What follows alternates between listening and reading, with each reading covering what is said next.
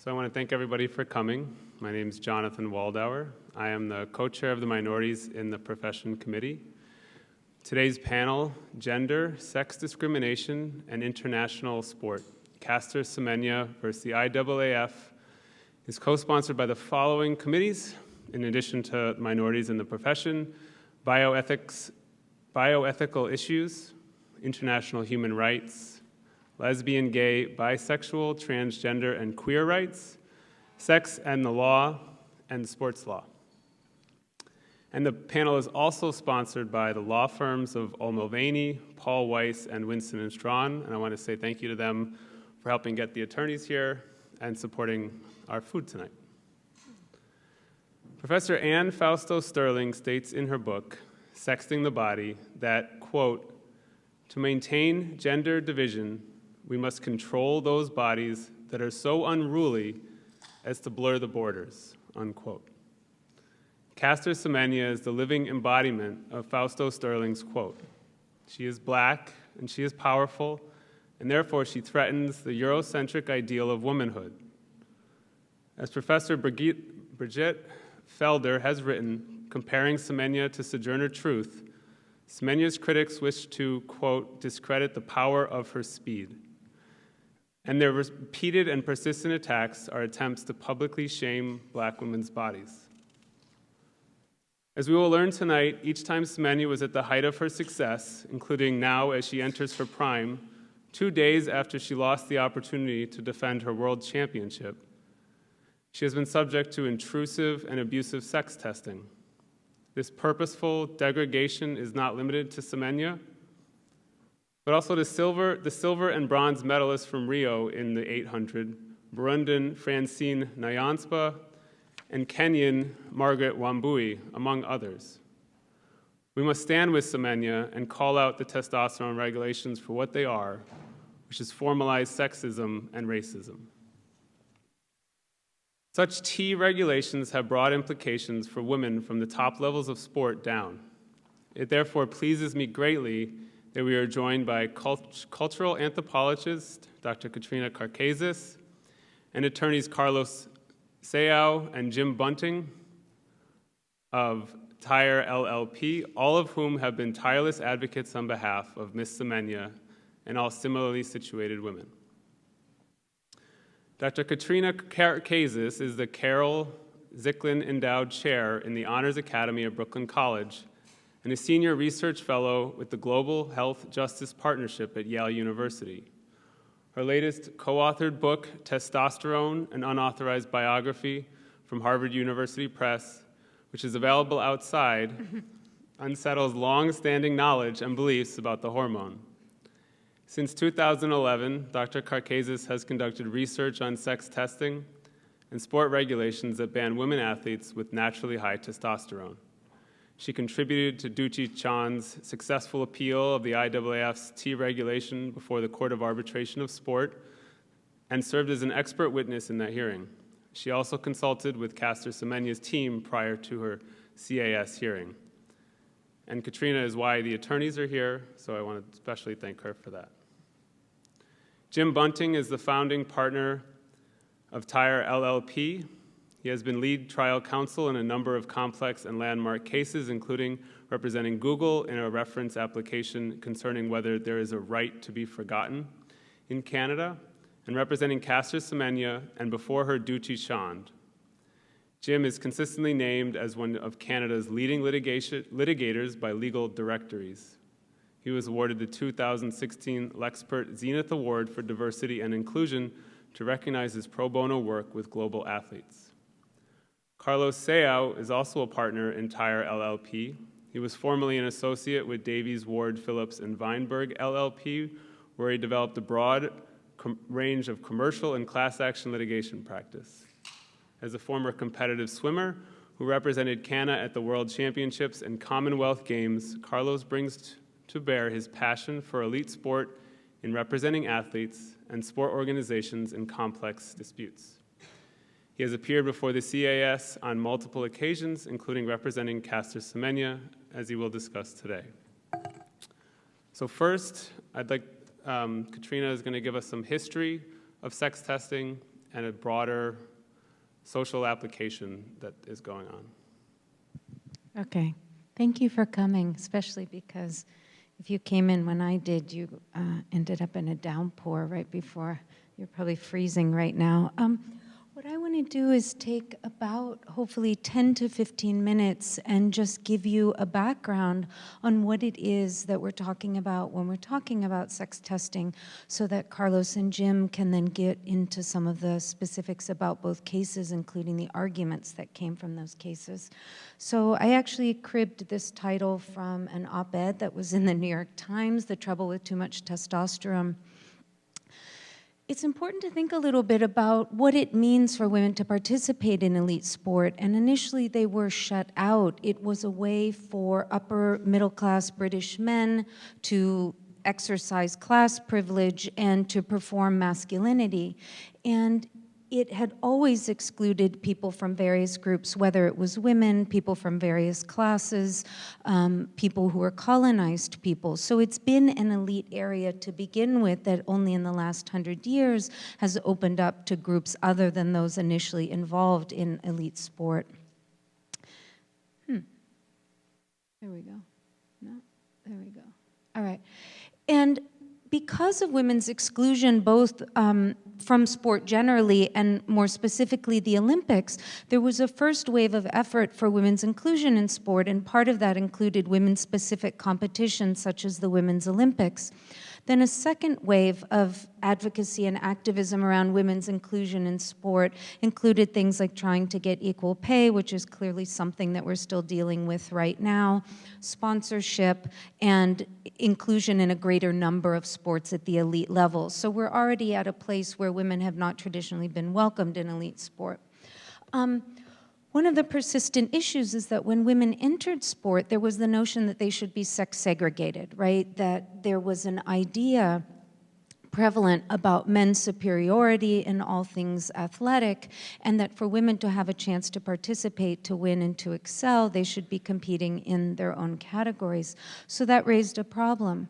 How is it that you determine which bodies or which people belong in which categories? And from starting in the 1930s, but more systematically in the 1960s, sports governing bodies took it upon themselves to select biological criteria in order to complete this organization of people.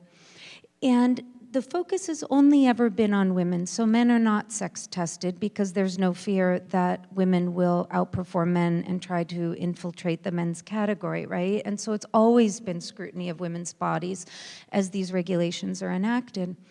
And so it's only ever been women. There's a problem with sex testing, which is that over the last 100 years, as people in various fields have sought to sort of demarcate what makes a man and what makes a woman, is that this is actually not straightforward, despite popular belief that it is. And what I mean by that is that there are multiple sex markers in the body. You know many of them already, but I'll go through a few. Chromosomes, hormonal levels, internal reproductive organs, external genitalia, etc. And that not only are there multiple variables, they come in more than two versions. So in other words, we don't just have XX and XY chromosomes, and that none of these factors is decisive. So early on in the science of sex biology, you had various kinds of scientists battling it out with their favorite biological criterion that they viewed as the marker of true sex. But this ended up collapsing, if you will, under the complexity of sex, that there will always be exceptions, so that there is no one biological criterion that you can use to classify all people as male or female. But this ideology is what drove sex testing, and so what sports governing bodies have done is, if you will, circled through a range of biological criteria, and as each one crumbled, moved on to another. So physical exams or genital exams, chromosomal testing, and then a very specific gene at one point that helps to develop testes. Eventually, They argue that they abandoned sex testing. I think that's actually a misnomer or a mischaracterization of what happened. What they did was stop mandatory sex testing of all women. This was done under pressure from professional medical societies. It was done under pressure from the Athletes Commission because of the idea that choosing a single criterion was not only unscientific, but that it would always unfairly exclude some women from the category in which they belong. So what happened after that is that they kept what is a suspicion-based or ad hoc policy. What this meant is that if there were women competing out in the world at the elite level and there was something about you, your behavior, your presentation, your phenotype, anything, that might raise suspicion enough that they would bring you in and seek to investigate you. And when I say investigation, one of the things that's important is that these regulations have always been designed to keep out women with atypical sex traits, differences of sex development, or intersex variations. Those are all coterminous. And with the idea that they're not really women, and this is not unique to sport. We've had certainly a lot of societal thinking along the same lines, but it took an especially pernicious form in sport. So when this ad hoc testing happened is actually when some of our story begins, but I will leave that to them. What I want to point out about this is that they could no longer resort in trying to create new policies to looking at something that was one of the prior biological criteria, right? It was not possible to do that because of prior problems with sex testing. It also raised questions about whether or not you were actually classifying people or determining sex, right? So that we all have legal documentation in the form of passports, birth certificates, and other things that designate a sex. And could it be that the category that sport sought to put you in said something not only about your identity, but your legal status? So this became a really thorny issue. So they reconvened at a certain point after an initial investigation of Caster Semenya in 2009, and I think you'll talk about that, so I won't say very much about that, but that in doing that, it led to new regulations that focus on testosterone. And what these regulations did was make a claim that they were no longer sex testing, but what they were trying to do was determine something that in these regulations they coined, quote, masculine advantage. And this is some language from the IAAF regulation, which is the governing body, international governing body for track and field, although I guess they're going by World Athletics now as of a day ago, but you probably would understand IAAF more. And drawing attention to the bolded part where you can already see that it says that not only do the women have higher testosterone, but that they often display masculine traits and have an uncommon athletic capacity compared to their peers. So there's a commingling already of women's gendered presentation and subjective assessments about what is masculine, and the idea that testosterone somehow contributes to that masculinity. So really quickly, with this shift to T, legal sex was no longer sufficient. So just to be clear, the legal designation of sex is not gone. It was never gone. But that it allowed them to get around the problem of what I call the irreducibility of sex. And what I mean by that is that, again, there's no single criterion that you can't use chromosomes, and so they had to come up with something else. That there was the question of jurisdiction, which I've already mentioned, which is that I can't tell you that you're not a woman, they can't tell you that you're not a woman, and so it got around that problem. And with this interesting idea that they're now looking at advantage, not someone's identity or their actual sex. So really quickly, they set a ceiling for testosterone levels for women. The rationale is that men generally perform better than women. The one thing that they could seek to pin this to was testosterone, because generally speaking, although not universally true, men tend to have higher levels. Men's and women's levels overlap, however. And that this extra, that men's at times better performance was most likely due to this testosterone. Therefore, women who have higher natural levels, i.e. not doping, but born with a genetic difference that gave them higher than typical levels, that they had an unfair advantage over their peers. And so they created a ceiling under the idea that if you remained below this ceiling, that would contribute to fair competition and a level playing field. And that this was adamantly not sex testing, right, differentiated from that.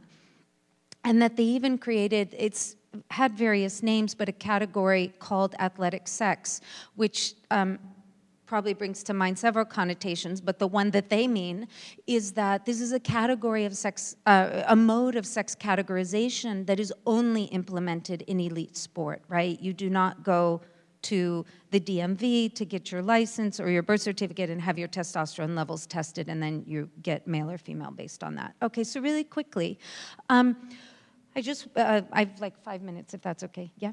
Okay. So why am I here? What am I doing? How do I know these people?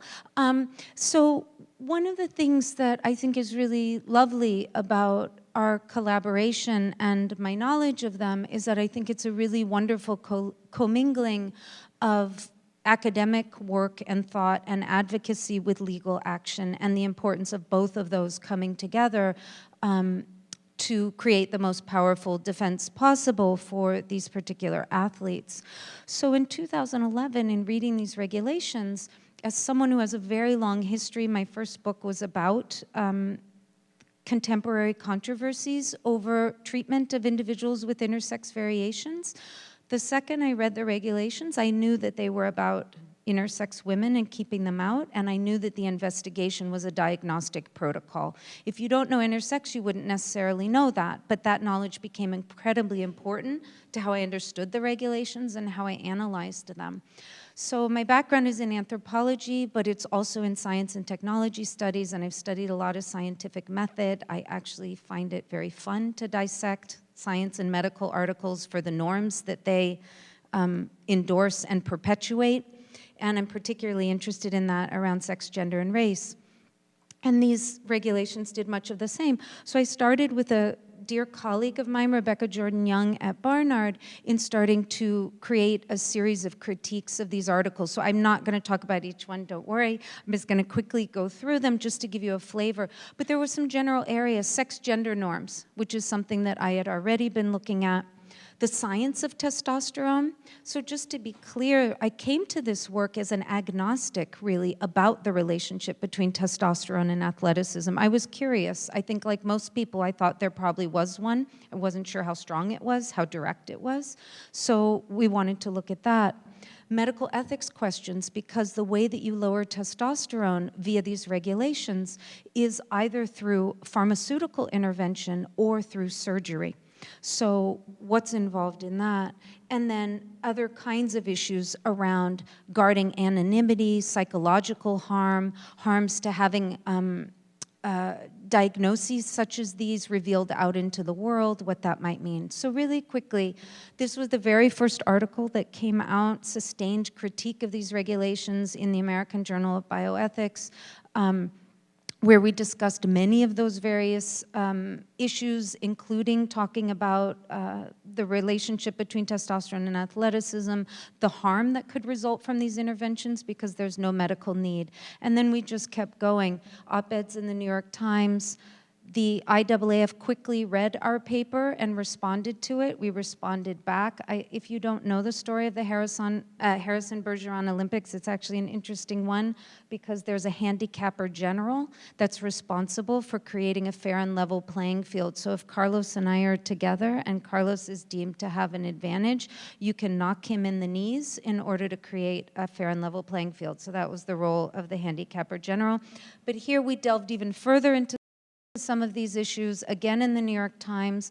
This article is the only one I want to say something about quickly. It's really common knowledge right now that these interventions are harmful, but I can tell you that writing this article, this was not obvious at the time, and this was a year of work that involved thinking about how you would lower T, what are the mechanisms to do it, and what are the consequences of that. And even though I had worked so long on intersex, it was not at all clear to me that you would never lower T in the absence of a woman's request to have it lowered because she has symptoms she doesn't want, right? So there's certain things that are now circulating, but that actually took a lot of intellectual labor to develop. Science, you know, keep going. There's many more. sorry, the last one was just now with Caster Semenya's ruling against her from the Court of Arbitration for Sport, where finally some of this work starts to branch out more broadly, which connects to the book that we did about testosterone ideology. So let me end on this one point, and then we'll go on to them, which is testosterone was a really convenient biomarker for them to choose. It was convenient because of widespread ideas that it is the male sex hormone, and widespread ideas that it is the master driver of athleticism. So many people, without knowing the scientific literature or not knowing much about this hormone, have come to the conclusion, commonsensically, that testosterone is a good way to divide men and women because testosterone unequivocally boosts performance, and the relationship between those is far more complicated. But if you want to know more about why testosterone is not the male sex hormone, there's a book out in the lobby. Thank you. So from that, I would like the attorneys to go, but let me just get this set up.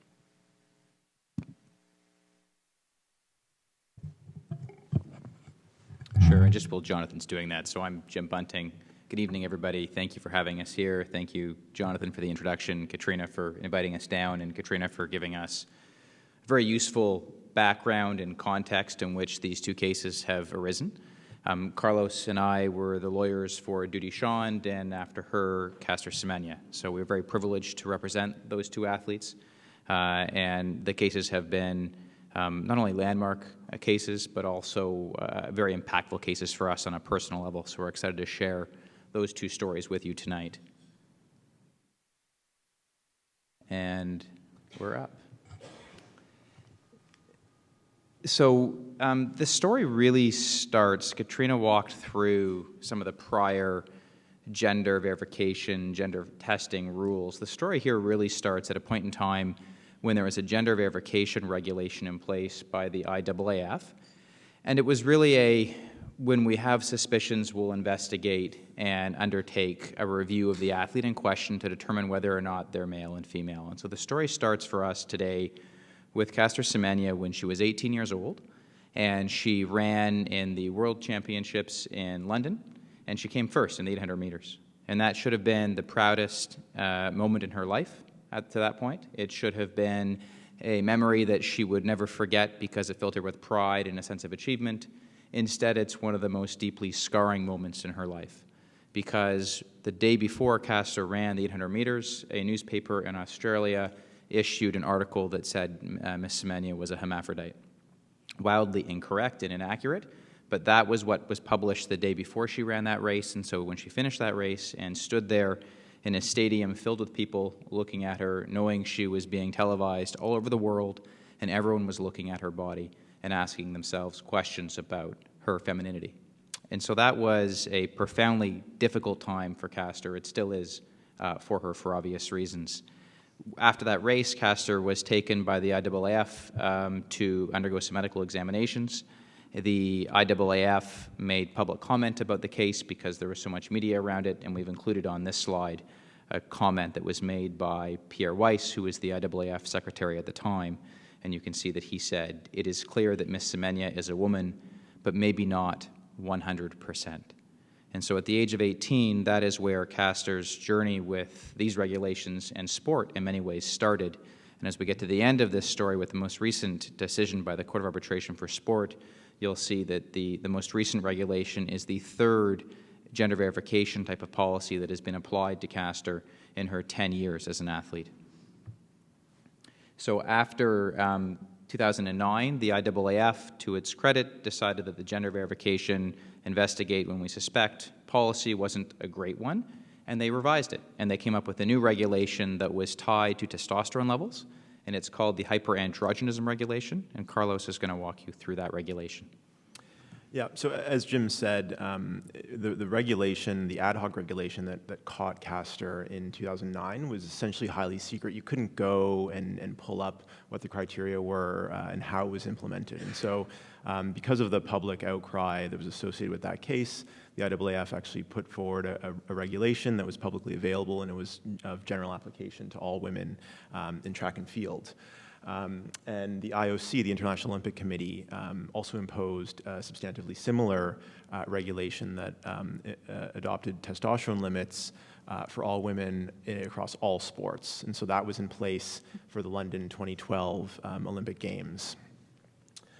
So again, Katrina talked about this. Ostensibly, the focus shifted from gender to testosterone, but for reasons we'll describe, that's not entirely accurate.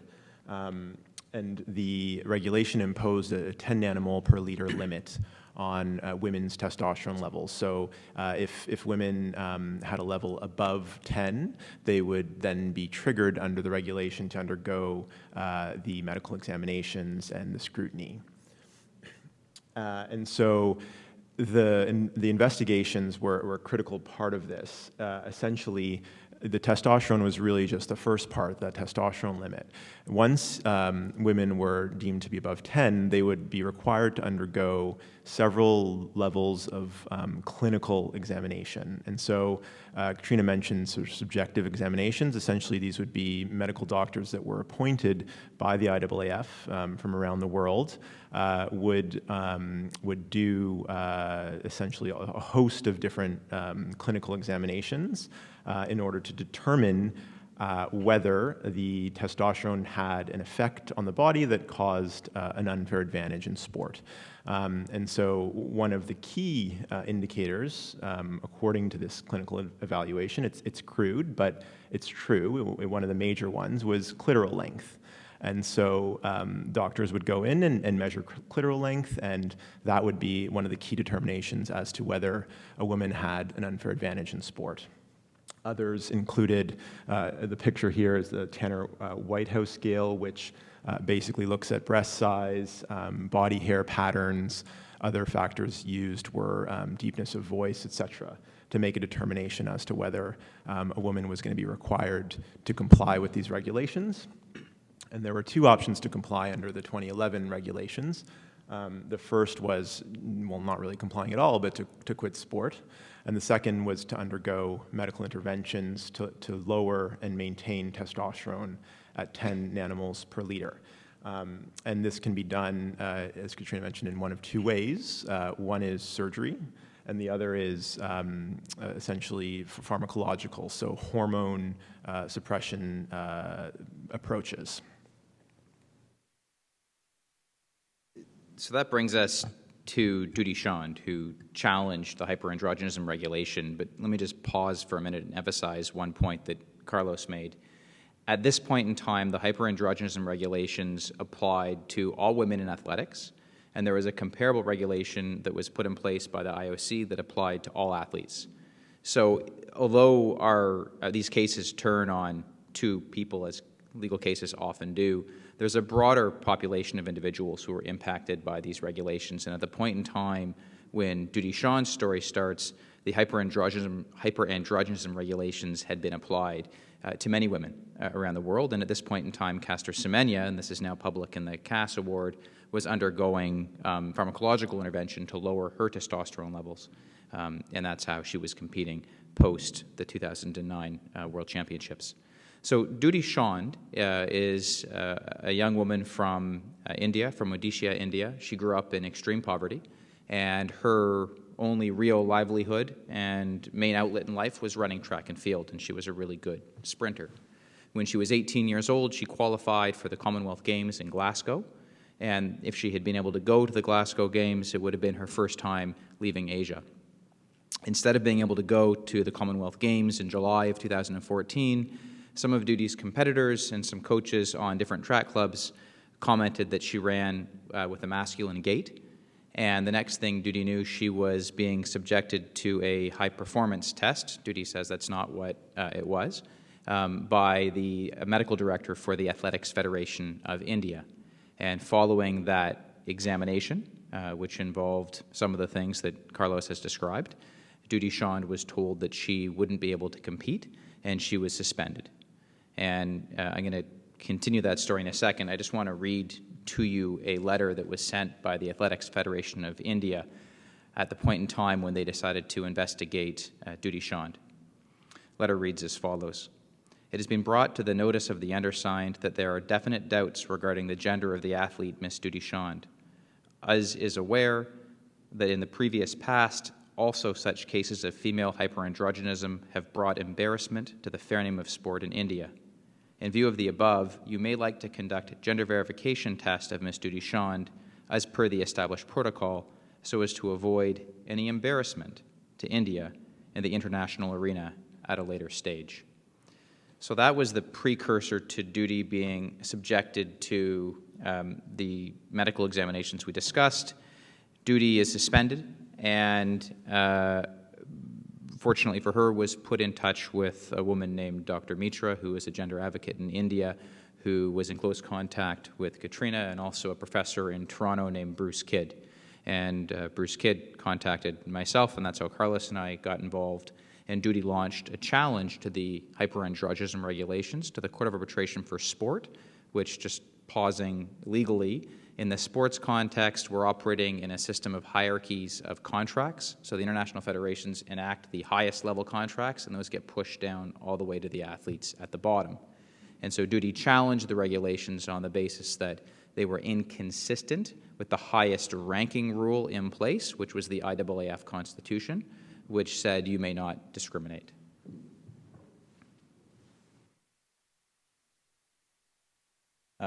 Here we have a couple of quotes which I think you can break down these cases into complicated legal arguments, or you can look at it from the perspective of the athlete, in this case, Judy Shan.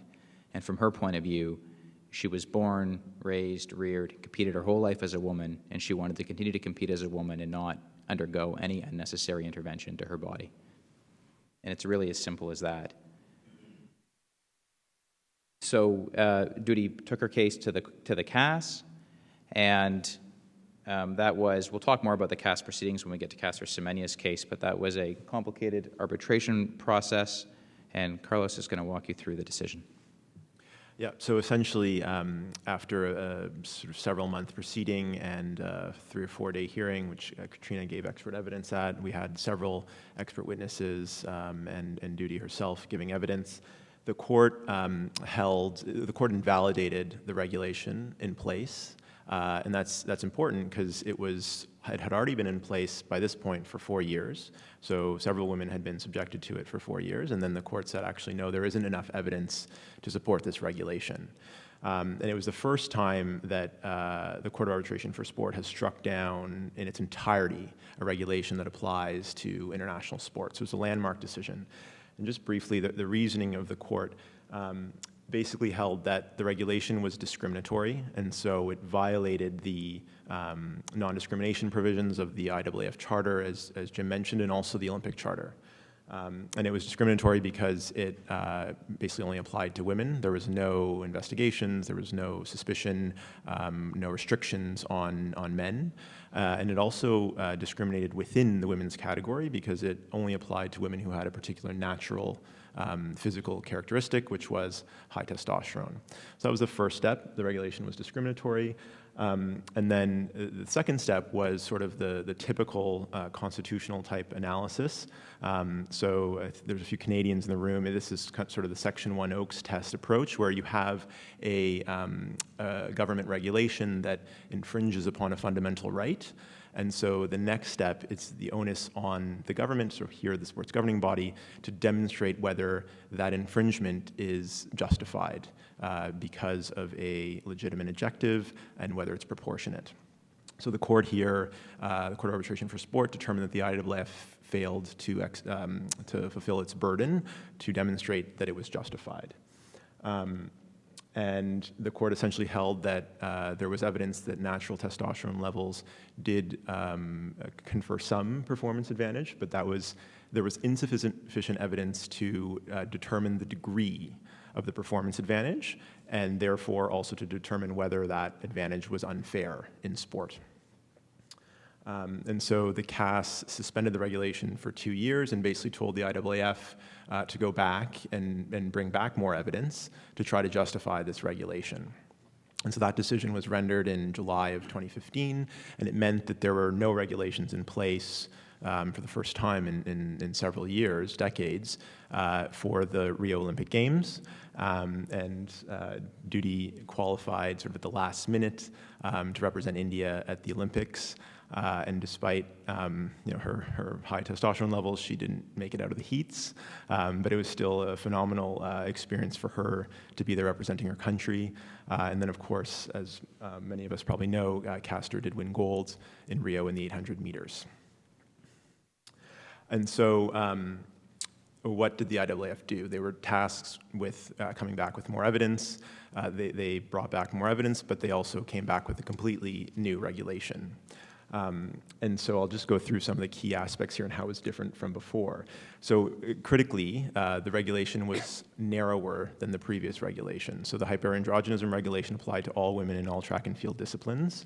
The new regulation applied only to women who were competing in track and running events between the distances of 400 meters and the mile. So a very, very narrow approach compared to the previous approach, and overlapping with the very events that Caster Semenya specialized in.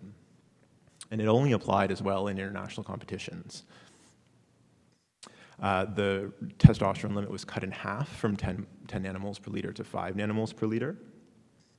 However, the sort of clinical examinations, the process was the same. So once a woman was triggered at above 5, she would be required to undergo those same very invasive clinical examinations, several rounds of them, measuring those same traits that I discussed earlier, to determine whether the testosterone had an unfair advantage, the effect of the testosterone on her body conferred an unfair advantage. But critically here, the shift went away from sort of the ostensible focus on testosterone back to gender. And I say this because the regulation applied specifically, it's hard to read, but it applied not to all women who had high testosterone, regardless of the source of that testosterone, but specifically only to women who had an enumerated list of differences in sexual development. And quite surprisingly, halfway through this proceeding, so after we had filed on behalf of Caster our arguments, the IAAF went back and actually changed the particular conditions that were covered under the regulation. So they removed 2 conditions. One is CAH, congenital adrenal hyperplasia, and the other I won't even try to pronounce, but it's a CAH variant. And so critically, these were the only 2 conditions, differences in sexual development in the list, which could apply to women who had XX chromosomes. So as Katrina mentioned, there's several different variations chromosomally, but XX tends to be associated with the female end of the spectrum, and XY tends to be associated with the male end of the spectrum chromosomally. So here, the IAAF actually removed the 2 differences in sexual development on that were applicable to XX, and so what remained was only women who had XY chromosomes. Sorry. Someone's really excited about that. Give that a second. Yeah. You're in Midtown. Only in New York. You didn't know. I'm envisioning right now a car that's just parked in the middle of the street and they can't get past it. So. Or someone's really upset about the decision to remove those 2 DSDs. Yeah, there you go. As they should be.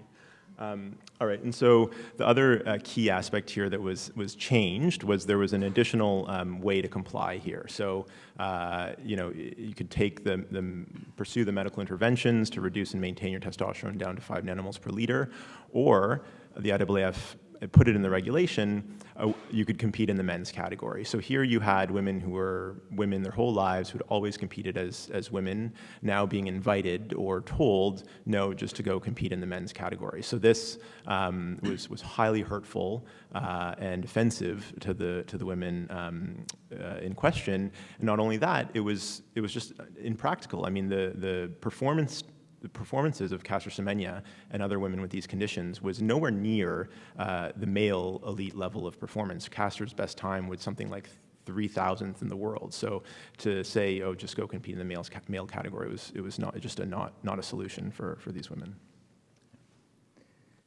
So we're going to come to Caster's legal case now. Just before we turn to that, so Judy Shan's case, what happened to that? Because the CAS suspended the regulation pending the IAAF reopening her case. So because the IAAF completely changed the regulation, it now only applied to 400 meters to 1 mile, and Judy runs the 100 meters and 200 meters. So she was no longer affected by the revised regulation, and as courageous as Judy was, we didn't think it was, one, appropriate for her to challenge a regulation where she wasn't directly affected, and two, she didn't really care to continue to be in the public spotlight in the way that she had been. So the Judy Shan case came to a close because she was no longer directly affected by the new regulation, and as a consequence, someone else had to challenge this new regulation, and so it naturally, it was Caster Semenya who decided to take on the new regulation because it was one that she felt was specifically targeted to her. And so we have here just a quote that Caster released to the media at the beginning of her case. To put it bluntly, Caster had had enough of being subjected to these regulations. It had been a decade, and this was the third one, and so she wanted to go and protect her rights in this case. So this is a picture of the Court of Arbitration for Sport in Lausanne, Switzerland, which is where both Caster and Judy's cases were heard. We'll just give you a bit of background on the legal proceeding in the case. So it's an international arbitration, which means that it proceeded in a more international structure with the written argument and evidence being filed by the claimants, in this case Caster first. The IAAF responded, there was a reply, and then you went to a hearing and you had via voce cross-examinations on the written affidavits. And there was a paneling of expert witnesses done to try and condense the amount of hearing time because there were a lot of experts. And so you see here that on Caster Semenya's team, she had local South African counsel at Norton Rose, who were her solicitors, and Carlos and I were retained. They have a split bar in South Africa, the same as they do in the United Kingdom. And so they retained Carlos and I as the barristers to represent Caster Semenya. So we had a Canadian South African legal team. There were 7 fact witnesses, including Caster, who testified, and there were 15 experts covering areas from genetics, endocrinology, gynecology, psychology, statistics, policy, and then law, because we had a number of experts who testified about the illegality of the IAAF's regulations in their own domestic jurisdictions, so including EU experts, UK experts, an American expert, an expert from India, and an expert from South Africa.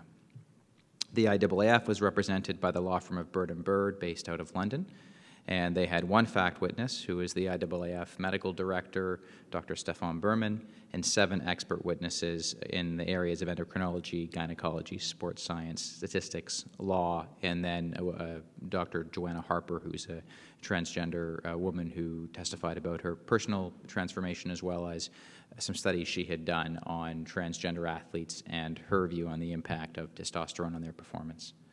The CAS proceeding had 3 arbitrators, had a Canadian, an Australian, and a Swiss judge, and it was a 9-month process start to finish, and it culminated in a 5-day hearing with the evidence proceeding, as I described it. The most odd or uncommon practice would be the expert paneling or hot tubbing, where all experts of the same expertise or discipline testified together, and they would be asked a series of questions from the panel and then subjected to cross-examination. And it's a way to condense, it's used commonly in international arbitration, but it's a way to condense the evidence. This case would have taken, I would estimate, minimum 6 weeks in a regular civil context to be tried. It was done in 5 days in front of the CAS. Quick question, any idea where the term hot tubbing comes from originally? Because I kept reading it and now I understand what it is, but... I use expert paneling because hot tubbing is prone to far too many jokes. But I actually don't know where it came from other than that someone thought it looked like all the experts were sitting in a hot tub having a good time. I think it's an Australian creation, actually, for what that's worth. So I'm going to present the IAAF arguments, and then Carlos is going to walk through Caster's arguments. The IAAF argument, of course, is that women with differences in sex development have an unfair advantage, and you saw the presentation of the regulation that Carlos had up a minute ago, where 2 of the differences in sex development were removed by the IAAF before we got to the hearing. And that became important because when the IAAF enacted the hyperandrogenism regulations, they said we're moving away from sex testing. By the time we got to the hearing, in this case, they had removed the only 2 XX differences in sex development, and all the remaining differences in sex development that were subjected to the regulation were 46XY chromosome. And the IAAF's argument, put very bluntly and clearly by them, was that they say the women that they are targeting under these regulations are, in their opinion, biological males. And because they're biological males, they have undescended testes instead of ovaries for gonads, and those testes produce male levels of testosterone, which cause virilization and athletic enhancement in the bodies of these women. And then they relied on some representation, some data of overrepresentation of athletes with 46XY differences in sexual development in sport. They didn't, unfortunately for us, present evidence of the number of NBA players who were over 6'5". Instead, they focused on 46XY DSD athletes. And then they said the regulations necessary to preserve fair competition in women's sport, and they conflated the issue of women with differences in sex development with the transgender issues that we are dealing with as well in sport, and said that if we don't have this regulation, women's sport will be overrun and subverted by, quote-unquote, biological males. Yeah, they also said that if we don't have these regulations, women will either just drop out of sport altogether, or they'll be incentivized to actually undergo doping in order to be competitive. Was there one specific expert who made those statements, or was it a common refrain? Those would have been their legal, the way they presented their legal argument, and they had a number of different experts that argued the biological male point, and some other experts who argued about the impact of testosterone, and other experts that talked about the use of oral contraceptives to lower testosterone as a safe mechanism. And we, Carlos, will present this, but we had evidence very strongly to the contrary. Yeah, and just to pick up on that, the last point's important. It goes to the sort of the proportionality analysis, the balancing of interests, where they said, really, oral contraceptives can be used to reduce and maintain testosterone under these regulations, and they kind of cited to the fact that millions of women around the world use oral contraceptives, so it's really not that bad. Really minimizing the harm aspect of the regulations, and basically saying, oh, there's no need or no requirement to undergo surgery or these other more permanent and harmful medical interventions. So in terms of our arguments for Caster, again, same as Judy Shan, the framework was the same, so discriminatory in violation of the Olympic Charter and the IAAF Charter, and in terms of the proportionality analysis, just weren't justifiable, so neither necessary nor proportionate. In terms of the necessity analysis, our position was essentially that differences in sexual development or high testosterone levels are no different than a whole host of different genetic variations that athletes have. So, Jim mentioned basketball players, height confers advantage in basketball, arm span confers advantage in swimming. The one who's mentioned often is Michael Phelps. Fast twitch muscles. We had expert evidence from geneticists basically saying that there's a gene that can basically causes fast enhancements in fast twitch muscles, which is actually a requirement for someone to be a successful sprinter. So if you don't have this gene, you just simply will not be competitive in sprinting. So our position was this is just like that, and these genetic variations are actually what makes sport exciting. They're usually celebrated, so there's no grounds to single out this one and discriminate based on it. In terms of the degree of performance advantage, here it was clear in the Judy Shan case, what we thought it was, that the required degree of performance advantage to subvert fair competition in women's athletics would be a 10 to 12% advantage, which was the observed difference between men and women sort of on average in track and field. So here we said there's absolutely no evidence that the advantage caused by differences in sexual development rises to that degree. So, Caster was only winning events by 1 to 2%, so nowhere near the difference, the male to female difference. And importantly, we said here, the IAAF failed to present any evidence on this. So they relied on some statistics on overrepresentation, but there was no hardcore science. The one statistical analysis they did was highly flawed. Our experts identified several flaws associated with it. But more importantly, I think, is that the study was actually commissioned by and performed by the IAAF. And so the very person who designed the regulation then went out and conducted science to try to justify it. So this was completely backwards. Usually you have independent science being done first, and that informs regulatory decision-making. Here you had a regulation that was in place for decades, but in its more modern form for 7 or 8 years by this point, which was then trying to be justified after the fact by scientific studies conducted by the very designers of the regulation in question. So serious issues with policymaking, with scientific rigor, with independence. So as Jim said, the argument was absolutely not. There's, first of all, no such thing as a biological male, as Katrina can explain in much better detail than me. But in addition, here, the differences in sexual development that we're dealing with are not sort of a one-size-fits-all. There's huge variation in terms of the different conditions and how the testosterone affects the body. So this blanket statement that if a woman has an XY chromosome and she's sensitive to testosterone, she's a biological male, there's just no scientific basis for that whatsoever. The restricted events here were completely arbitrary. Not only were they targeted or appeared to be targeted at the very events that Caster was successful in, but in addition, the very scientific studies that the IAAF commissioned, if you ignore their flaws, showed that there was a bigger advantage in certain track and field disciplines, like the hammer throw, for example, which was left outside of the list of regulated events. So to us, that suggested it was completely arbitrary. And of course, the harm aspect, which was a very important part of our case. So several aspects of harm. The first is violation of bodily integrity. As I mentioned, very intrusive medical, clinical, physical examinations imposed, often with lack of informed consent. So you'd have athletes who were swept up from usually the global south, taken to Nice, France, or to Monaco to meet with male doctors, presented documents in French or English, which were not their native languages, and told, sign these documents, undergo this testing, take this medication, or you're not allowed to compete anymore. And so their livelihoods were at stake here, and so there were serious issues with the voluntariness of the consent. Again, the adverse side effects from the oral contraceptives, we had expert evidence on this. There were, and there are, both from oral contraceptives and the other more serious ways to reduce testosterone, significant adverse effects, both physically and mentally.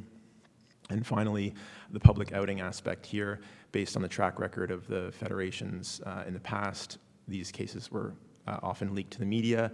And again, here, because of the way the regulation was designed, if someone was no longer going to compete in international competition and was just going to be maintained at the national level, well, that in and of itself would suggest that perhaps they were subjected to these regulations and so would be outed. In terms of the CAS award, we can kind of skip over this, but it was announced in May 2019, the decision, and the CAS panel split. So it was a split decision. 2 arbitrators ruled in favor of the IAAF upholding the regulations, and 1 dissented. Now, interestingly, there's no written dissents are actually not permitted under the rules of the Court of Arbitration for Sport. So we'll never know the reasoning behind the dissenting arbitrator and why he or she dissented. And again, the majority of the panel found that, it was unanimous, the panel found that the regulations were discriminatory, and the majority found that they were nonetheless justified to preserve the integrity of women's athletics. And then because of the very sensitive nature of some of the information and the evidence that was given, we had to undergo a long process after the decision was announced to arrive at a redacted award that took out the confidential information, and it's now publicly available, the redacted award. It's an 165-page document that was released in June of this year. Why don't we just go to the next slide? We'll blow through this a little faster, so we have time for questions. But clearly the unanimous panel, all 3 members found the regulation was discriminatory, and they found it was discriminatory on multiple grounds. Go to the next slide, please. No, go back to that one, sorry. Okay, good. And I'll just make a couple points on the majority decision, so the 2 arbitrators who found the regulation should be upheld. So they did find that it was necessary. They relied heavily on what I would call surrogate evidence showing the perceived impact that high testosterone has on performance. But there's a couple interesting, I'd say 3 really interesting takeaways from the decision, which we're still going to see play out in the future. So the first is the CAS panel expressly declined to deal with the expert evidence about the illegality of the regulation in domestic jurisdictions. It's paragraph 555 of the reasons, if you can make it that far. And in that paragraph, the CAS panel says we're not dealing with that, which for those of you who practice in the international arbitration space or in arbitration space at all will know is a very unusual thing for an arbitral panel to say, because the point and purpose of arbitration is generally to have a final adjudication of the issues so it doesn't go to a domestic court. So that will be an open question, and we'll see where that leads us in the future. The other 2 interesting elements of it is the CAS panel found that the regulation was necessary, but noted expressly in their decision that the evidence didn't support the inclusion of the 1,500-meter event. And so they said, okay, well, it doesn't look like to us like the evidence supports the 1,500 meters, but the regulation is necessary, and maybe IAAF, you should think about not including the 1,500 meters. And it took the IAAF less than 24 hours to say, thanks, but we're going to keep it in. And so then the last comment I would make on the proportionality analysis is we see something that I think is a little bit unusual in law, and it's this concept of prima facie proportionate, or prima facie proportionality. So the CAS panel said, we think the regulation is proportional, and they did that because they said, well, we're operating under the assumption that oral contraceptives can be used to lower testosterone levels in women with 46XY differences in sexual development to below 5 nanomoles per liter. And if we're wrong on that assumption, they say the analysis would change because the other means of medical intervention to lower testosterone have more significant and profound side effects based on their findings and the evidence. And the CAS panel notes that the IAAF presented this as a living document, and we'll see where it goes. And that's interesting because there isn't really any data or evidence about whether or not oral contraceptives can be effective for this purpose. And a couple days after, I think a few weeks actually after the CAS decision came out, the World Medical Association came out and said, whoa, hang on a second. You can't have doctors prescribing oral contraceptives to athletes to lower testosterone levels because that is an off-label use of those medications, and we can't use off-label prescriptions for that purpose. So that's also going to be an interesting component of the CAS decision as we move forward. And I know we've blown through the decision pretty quickly, but you have hundreds of paragraphs to read on your own time if you wish. And it really brings us to our last slide, which is the fact that the CAS decision has been appealed to the Swiss federal court, and Carlos will speak to that. Yeah, so just briefly, so we have some time for questions. This is ongoing now. So essentially the way the CAS rules operate is that if there's a challenge or proceedings to set aside or an appeal of the CAS decision, you're required to take that dispute to the Swiss Supreme Court. And so we did that. We retained Swiss counsel to help us. It's a very specific procedure, and the decision or the submissions have to be written in French, German, or Italian. So we are working with Sidley Austin. They're leading the appeal there out of Geneva. And so we brought the appeal in the end of May, basically arguing it's a similar or a consistent sort of approach to international arbitration. There's narrow grounds of appeal. Usually it's violations of the right to be heard, procedural fairness. But in this case, there's also one substantive ground, which is if the decision in question violates Swiss public policy. And so that's the ground that we're relying most heavily on. And here, this is sort of an opening to allow us to broaden the argument a little bit and hopefully to have more of a human rights focus on it because we can not just argue discrimination, but other fundamental rights which are part of Swiss public policy. We're arguing such as the right to physical integrity, the right to economic freedoms because livelihoods are at stake, and the respect for human dignity. And so in a bit of a procedural roller coaster over the past few months, essentially we filed the appeal. We also requested urgent ex parte relief to have the decision stayed, the CAS decision stayed, and the regulations suspended pending appeal. And so we were granted that relief on June 3rd.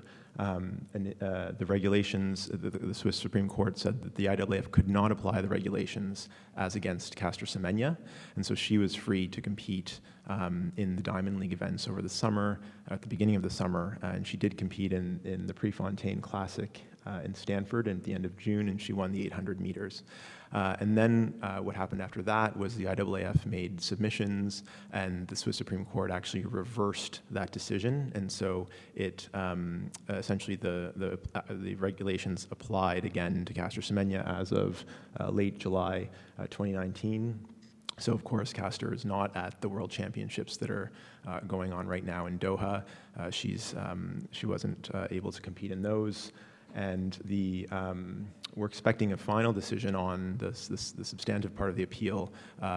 It's a bit unclear, but we're hoping and expecting in the first quarter of next year. Okay.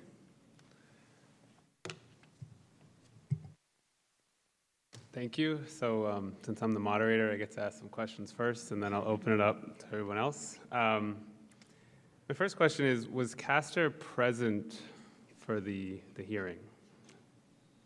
She was, and the CAS actually comments and its reasons about her composure throughout the entire course of the hearing. But she was there every day. She'd get up and work out in the morning, and then come to the hearing, and then work out again in the afternoon. And this is sort of related to that. And you might not be able to answer. Were there other athletes who testified? Yes. Were they? I mean, who were subjected to the regulations? I'm saying, like other athletes who, like Semenya, would be subject or excluded by the regulations. So it's not the proper use, but I can't do it in Canada, so I'll do it here. I'm taking the fifth. Yeah. We can say, though, we did have Dr. Peyoshni Mitra, who Jim mentioned, who's done a lot of work with athletes who've been subjected to the various iterations of this regulation. So she gave expert evidence on some of the impacts that athletes had suffered under these regulations. And this is a good spot for the question. Dr. Mitra is featured in a documentary that just came out from Germany, in which a few of these athletes are highlighted who actually underwent surgery. Do you think, and I'll start with Katrina because I think she can probably be a little more open with the answer to this question, do you think that that is actually going to change the dynamic of what's going on? And maybe if that had come out earlier, if that might have changed the decision here? So it's an interesting question because when I opened, I shared that article from BMJ. The reason we wrote that article from BMJ is that Jim and Carlos have mentioned Stefan Berman. He's the primary policymaker for the IAAF, and he was an author on an article that described 4 young women aged 18 to 21 from, quote, rural and, what is it? Rural, I know this. It's coming, essentially from rural areas of developing countries. And that was the first insight that we had to what had actually happened to women in the rural and mountainous regions of developing countries. All right, good. And it's the first insight that we had into what had actually happened to women during the implementation of these regulations. And all 4 of those women had undergone surgery to remove the primary source of their testosterone, but they also underwent clitoridectomy, which is unrelated to athletic performance, and then they had proposed what they called feminizing vaginoplasty. So this is a very typical treatment regimen recommended to women who have intersex variations. So what's important about the documentary that you've mentioned is that we've never heard from women who have undergone these interventions. So the primary women that we've heard from over the years have been women whose names have been leaked to the press, Judy Shan and Caster Semenya both. And so this is incredibly important because not only have women started speaking up to the press, but they also spoke up in these documentaries. So almost every day right now, there is some new interview coming out detailing the experiences of these women. And it's incredibly important because what we have right here is a geopolitical situation where it is primarily and overwhelmingly, in fact, overwhelmingly, global north policymakers who are making regulations that exclusively burden and impact women of color from the global south. So the mechanism to speak to the world about what is happening is different because of power differentials, but also because the harm that can come to women from speaking about their experiences, multiple kinds of harm that I won't go into. So I do think it's important because while this case is winding its way through the Swiss Federal Tribunal, we do have the International Olympic Committee that is seeking to finalize their own regulations for Tokyo 2020, so those are not out yet. And the one key difference between the UN and the IAAF, there's many. So actually, let me rephrase that. One key difference between the IOC and the IAAF is that the IOC has adopted the UN guiding principles. So whereas the IAAF is in some ways been defiant about their need to comply with international human rights law, the IOC is now being explicit in its need to abide by the guiding principles. And I think that creates a very different kind of framework. And John, I would just refer you to, it's a good question, refer you to paragraph 310 of the decision where the CAS summarizes the IAAF's position in response to the allegation that athletes were forced to undergo surgery.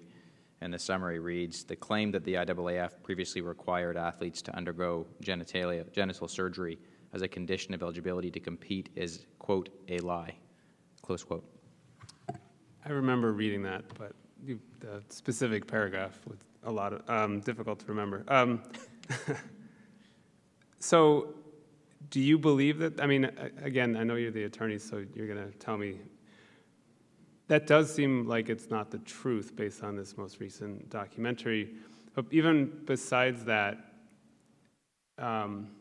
why, you may have had doctors testify why they're okay with prescribing unnecessary medical treatment. Is there any explanation? Like Dr. Berman, who is doing these, is it really just he's an evil guy who, you know, is basically a Nazi who's doing tests on people to figure out things? And I'm not lying, that's like part of what I'm saying. Or is it there is some sort of paternalistic ideal that's going on here? Yeah, maybe I'll speak to that. So I think it is at least some ideology at play here. So the actual doctors from the IAAF testified that it is standard sort of best practices in these cases of 46 XY women who have a female gender identity to do two things. First is to clarify the gender identity. So the thinking here is that if there is a difference in sexual development and a female gender identity, well, you should dig in a little bit to just make sure that that female gender identity is really true.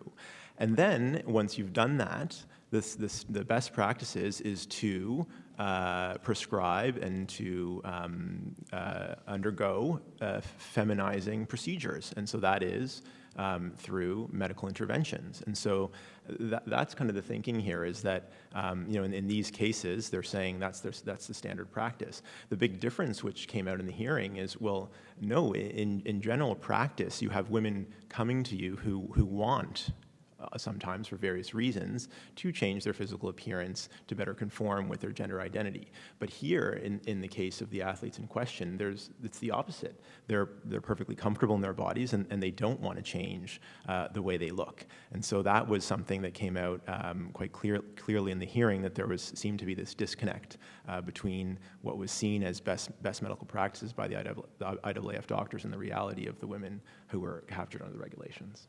And so this is probably a question for Katrina. In the past, in the United States and most European nations, there was sort of protocols by which doctors practiced in order, if someone is born with abnormal or unusual genitalia, what would go on? And that has, to some extent, stopped, but maybe you can explain a little bit of how that ideal, or what the ideal of a woman is being impressed upon these young women. So this is where the history of the sex testing regulations intersects with the history of medical interventions for people with intersex variations, because starting in the 1950s, grossly oversimplified, the idea was that if you had a child that had atypical sex traits, including atypical genitalia, that it was important to normalize that child's physiology. And so you would remove those traits that were not associated with the gender to which they were assigned. So what do I mean by that? What I mean is that if you had a child that was assigned female but they had testes, you would remove those testes.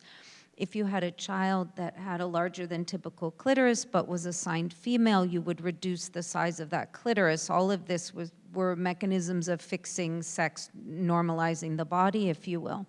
And then when people grew up, who had not participated in these decisions about their bodies, they began to create an incredible activist movement to change it. That activist movement now has laws that are working their way through California, Connecticut, New York, Texas to stop these early surgeries. The UN has weighed in. And so what's really interesting to me here is that the IAAF is relying on this old sedimented paradigm, not only about what intersex is, but how medicine should respond to it. And that includes these quote-unquote normalizing interventions that were proposed to the women in Nice, in the article that's been mentioned, and the women that were interviewed in the video, and this normative idea that if you're really a woman, you would want these particular interventions. And should you refuse them, it's not because you have an idea about comfort in your own body or bodily autonomy or right to exist how you are, but that you're not really a woman, right? And so these things start to come into question. And one thing I just want to say really quickly in terms of how does all of this thinking intersect with the science that they're producing, one of the circuitous things that they've done is when they measured women's testosterone levels in order to create a norm so that they could come up with some of these levels that they were using, they explicitly excluded women with intersex variations from the sample by which they created the norm. Does that make sense? You're abnormal because you're unhealthy. Therefore, as we measure the T levels in this population, you should not be part of the population sample. And then they created a population sample levels that excluded those women and then used those norms to apply them back to the women to exclude them via the regulations, right? So if you're creating a population-based sample to create norms, you don't exclude people based on that rationale. All values are valid scientifically. So this is a way in which these ideologies about who's normal and abnormal, who's really a woman and who's not, come to inflect their science. And then that science is then used to create further exclusion. So there are a lot of ways that older thinking about intersex, thinking about what traits women can have and still be considered women are permeating a lot of what's going on here. So I have one more question, then I'm going to open it up. There's a lot of offensive parts of what's going on, but one of the more offensive things that I see is what makes for a reasonable suspicion. What is every woman undergoing testosterone testing? I mean, I know that they're all undergoing drug testing because they're professional athletes, but are they all undergoing testosterone testing that then if they end up over 5, they're then subjected? Or is it someone is seeing them run, and generally speaking, it's a black woman on this, who, and I've had a relative say to this, meet this to me, and I don't want to say who it is, there's something wrong with her. She looks different, and because she looks too much like a man. And so what makes for a reasonable suspicion, or maybe I'm reading the regulations wrong? I think that the most recent regulation is intended to operate more objectively, which is based on blood analysis and not based on a subjective evaluation of someone's body. Okay. The prior regulations were more prone to the type of body judgment that you're talking about, although it's very difficult to separate the two when you're dealing with this issue. Can I add something quickly to that? I still think that you have suspicion-based testing because part of what people are doing is looking for outward signs. They're trying to read the surface of the body for signs of high testosterone, and they're bringing subjective cultural assessments in order to do that. Hair patterns, muscularity. In some cases, muscularity that's absolutely the norm for women who are elite-level athletes, but that which is perceived atypical because it's not the norm, right, for non-elite athletes. So there are multiple routes to investigation. Suspicion still exists. Doping screens still exist. It's a route that you can end up knowing somebody's testosterone level. But then the most important, I think, and pernicious thing is how this is variously implemented in different countries so that you still can have blanket testosterone testing in the absence of intervention, which then serves as effectively mandatory sex testing of all women. So this is a multi-armed octopus when it's hard to know exactly what's happening in each jurisdiction as countries are struggling to implement these regulations. So it's the question of how might this, like, in order to be part of the IAAF, what does that require of various different committees, like the U.S. committee, and how does that filter on down to the lower levels of sport?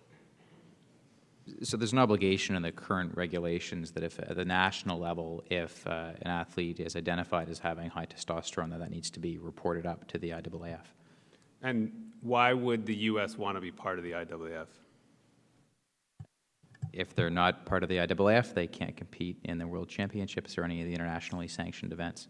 And that obviously means that if you're not in the IAAF, you're not competing internationally, you're not going to be in the Olympics and all the major competitions. I mean, is it really true? Is there any other competing organization, like if you go back to the AFL versus NFL, is there any other competitor?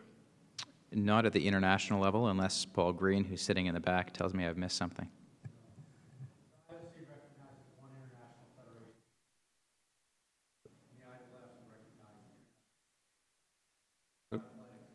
So what he just said is there's basically just the IAAF, and that's the only professional organization the IOC recognizes. And so one of the parts of the decision that's also, again, everything's upsetting, but upsetting is they state that, well, they just can't compete in IAAF major events. What does that mean to someone like Semenya?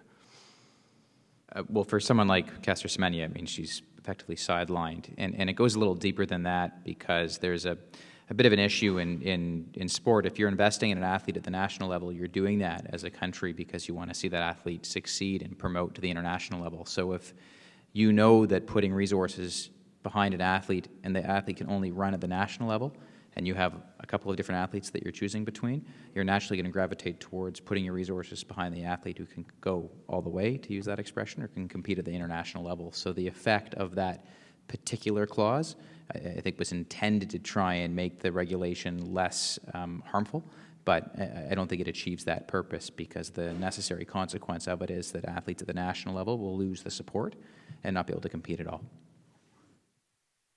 So I'll open it up if anyone has any questions. Sure. I'm curious to know what the makeup of,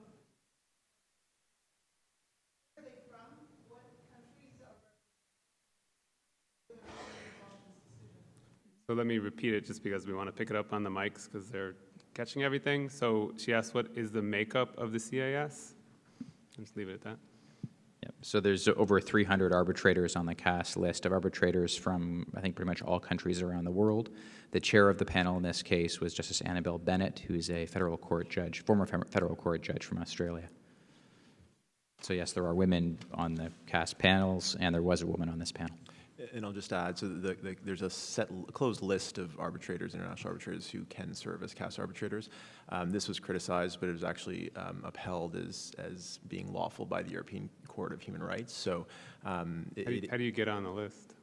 Well, this is the thing. So the argument was you have to be appointed by someone in an international federation, or the ICAS, which is the international association that governs the Court of Arbitration for Sport, but that challenge actually failed before the European Court of Human Rights. So the organizations that are promulgating these regulations are the ones who are picking the CAS judges? Is that basically fair, or am I overstating it? You're overstating it, not all of them. Yeah. Not all of them, okay. Yes.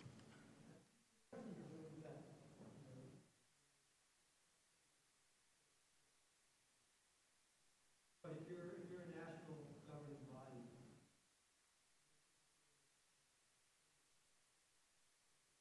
self-identification, full stop, nothing more. So again, I'll just repeat it quickly. If you're assuming that sex segregation is good, how do you pick how to segregate the sexes?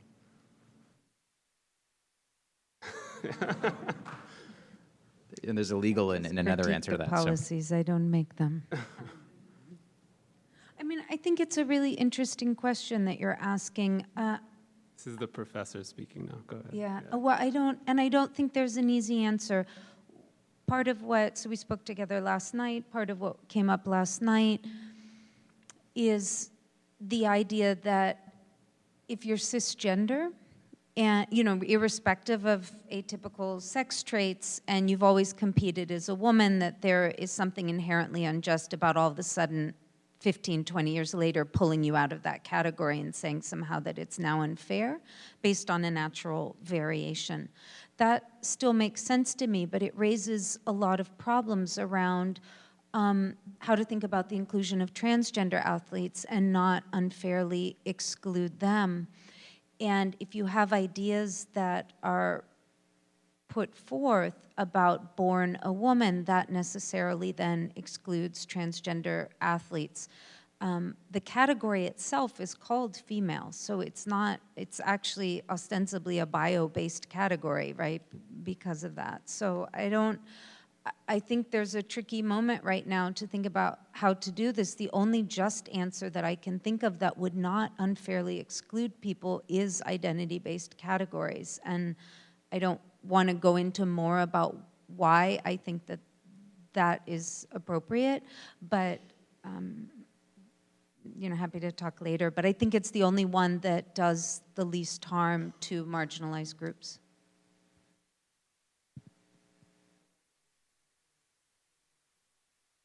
Did you argue that at the... I thought we dodged that one. So, I mean, I can speak to this case, and I think going broader than that is beyond my mandate for the athletes I've acted for. In this case, we're not asking for a self-identification category. We're asking for women who were born as women, raised as women, reared as women, identify as women, and have competed their entire lives as women to continue to compete as women. And so the issue of the participation of transgender athletes in sport is a complicated one. It's one that needs, I think, a lot more study before we know what the right answer is. But it wasn't an issue that we were dealing with in this case. Yeah.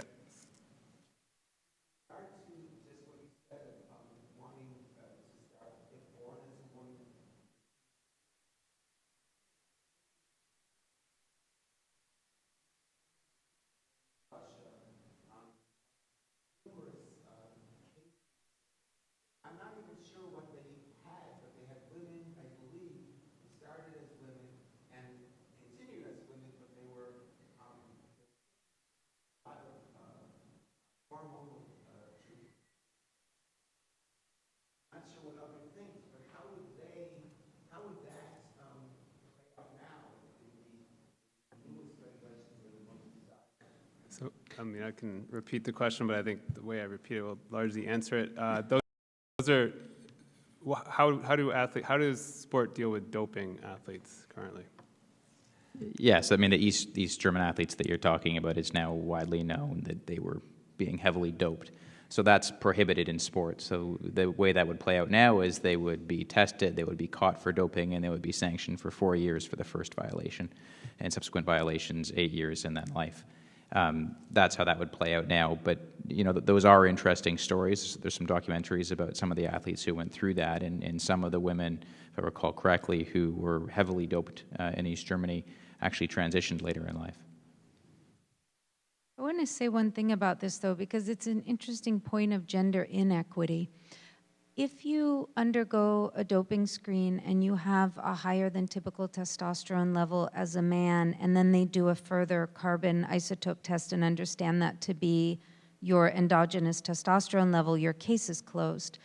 It does not work that way for women. If you have a higher than typical testosterone level and they understand that to be your natural level, non-doping, that actually opens an investigation for you that includes these invasive exams.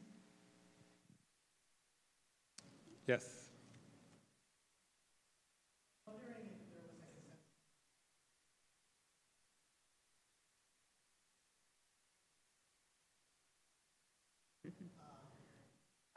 I work in the LGBTQ rights and litigation world. Sex is really a conversation.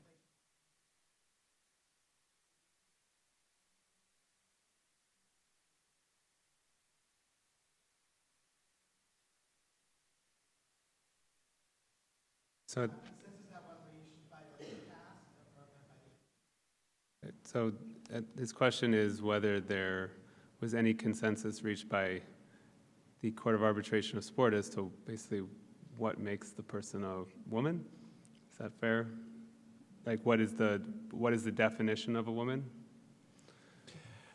Yeah, so there wasn't any clear consensus. I mean, I think what came out clearly was the idea that nature isn't neat. I mean, I think all the experts sort of acknowledged that, and that sex is complicated. There's, you can't just define a binary, it's more of a spectrum.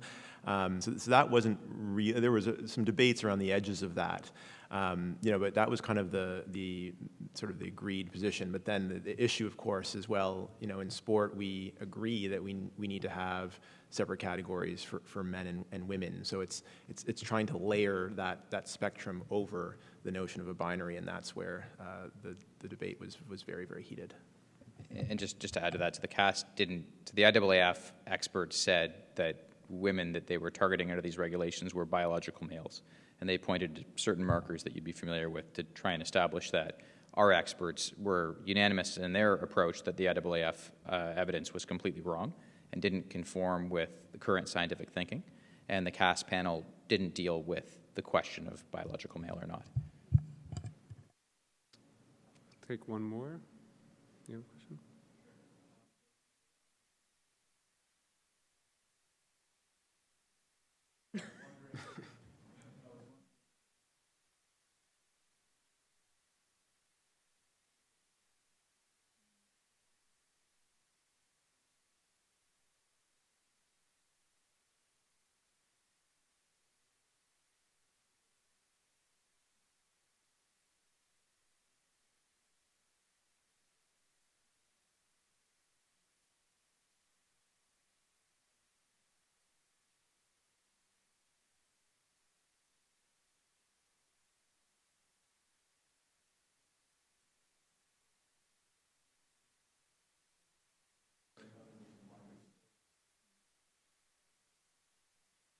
So what did you feel was the IAAF's motivation behind these? I'll ask Katrina after you guys answer, because I think she'll be a little more candid. The IAAF was quite clear, and it has been publicly, and it was in our case. They're trying to preserve fair competition. Their view is that without these regulations, it's not fair to women who don't have naturally high testosterone levels because they can't compete effectively against those women who do. And then they did conflate this case with the transgender issue, and they foreshadowed the flooding of women's competition, and that's their position. Yeah, just add to that, the one, I think, line that comes out often is just that their view that it would be category defeating not to have this type of regulation in place. And so therefore, the whole integrity of the women's category would essentially crumble.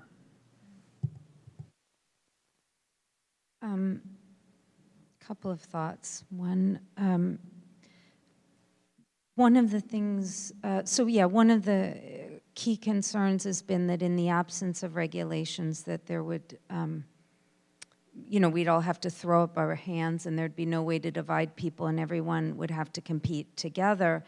And to the sentinels of the gender apocalypse, what I would say is that for 4 years there were no regulations and women's sport looked exactly as it always has, which is women competing against women. So it wasn't borne out during those 4 years. I think, it's interesting. Women with high T are allowed to compete, just not women who have XY chromosomes. So if the ostensible relationship is between testosterone and athleticism, there are a couple of things that I think were left puzzling. Why some women, not others? Why some events, not others? Why events where CASA said you don't have evidence?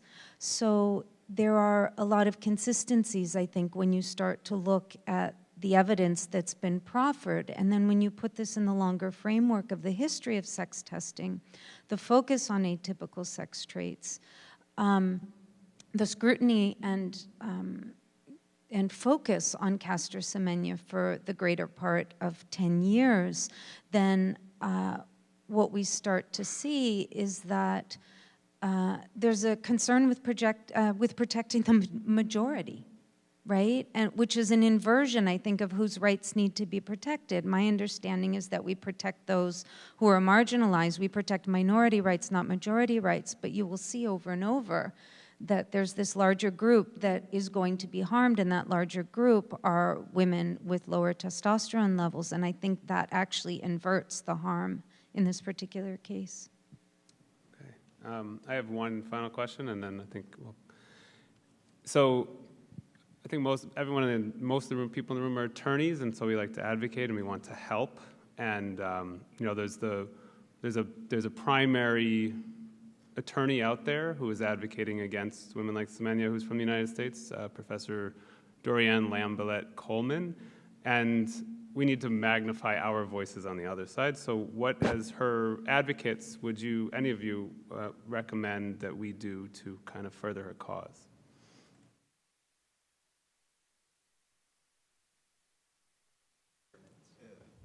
It's a tough question. Let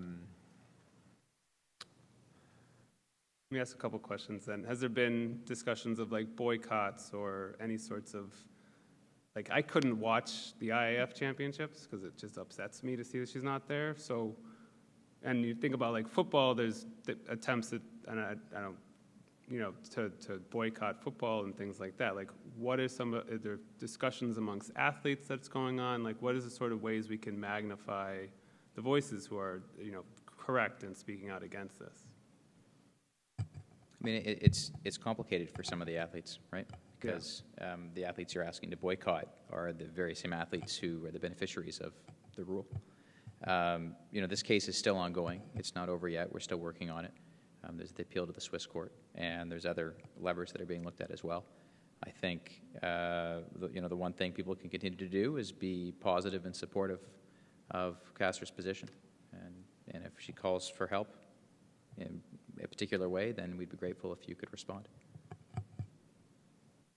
Yeah, it's as Jim said, it's not the end of the road. I mean, Katrina mentioned the IOC and its sort of more expansive consultation process. I mean, the CAS decision was very clear that these regulations have to be on an event-by-event basis and have to be evidence-based. And so we're all sort of waiting anxiously to see what's going to happen with the IOC, where you have the IAAF seeming to acknowledge that it can't even have enough evidence to regulate all the events in track and field. And so, it'll be very interesting to see what happens in all the other sports and what kind of evidence is behind the decisions that are going to be made by the IOC and the other national federations. Okay. Thank you, everybody.